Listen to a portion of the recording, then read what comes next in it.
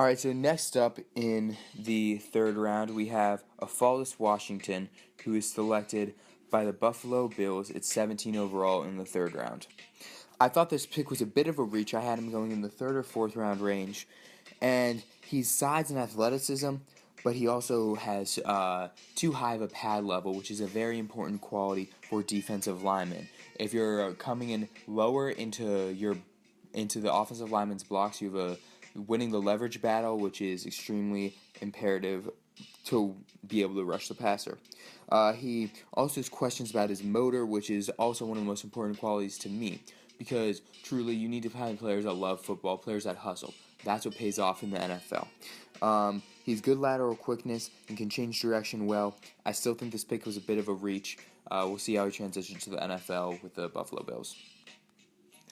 At 18, we have my number 2 tight end, Austin Hooper, be selected by the Atlanta Falcons.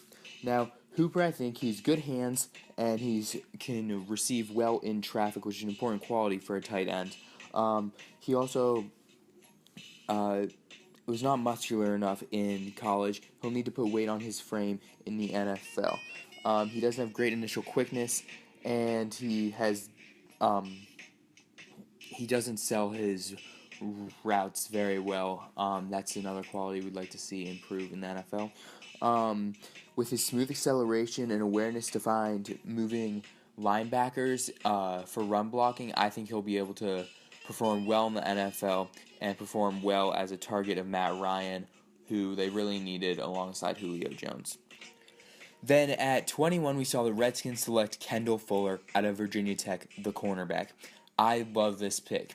After signing Josh Norman, the Redskins weren't sure whether they were going to address cornerback early in the draft, but it looks like they still did.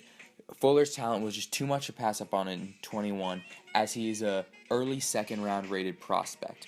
Now, he tore his ACL earlier in his college career, but he's an aggressive ball hawk. He's competitive and tough, which is two qualities that Scott McCloughan loves in his players.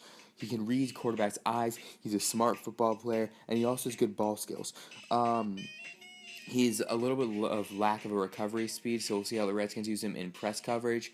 And he's going to get penalized in the NFL. He tends to hold on to receivers just a little bit too much, and the refs will crack down on that at the next level.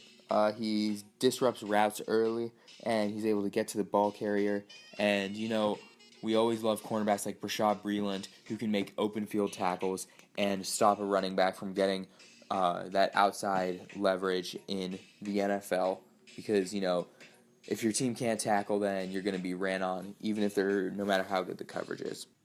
Then at 22, we had Braxton Miller, the wide receiver out of Ohio State, be selected by the Houston Texans. This is somewhat of a surprising pick, as we saw the Texans go wide receiver in the first round as well with Will Fuller. Now, I really don't like either of those picks. Fuller I thought was extremely overrated coming into the draft, and Miller is a project wide receiver. He recently made a transition from quarterback to wide receiver in college football and didn't get that much playing time, but when he was on the field, he did show traits that were going to be able to be developed in the NFL. He was my number 10 wide receiver, and wide receivers that still hadn't been picked at this point were Pharoah Cooper and Sharon Peak, who I really, really like. Braxton Miller, he does possess traits, as I said before. He is a great balance of height, weight, and speed, as he was 6'1", 201, running a 4.5 40. And he's great burst and agility. He struggled with his route running, but also showed potential there. So if he's able to develop in the right offense behind the right wide receivers, he could become a very good wide receiver in the future.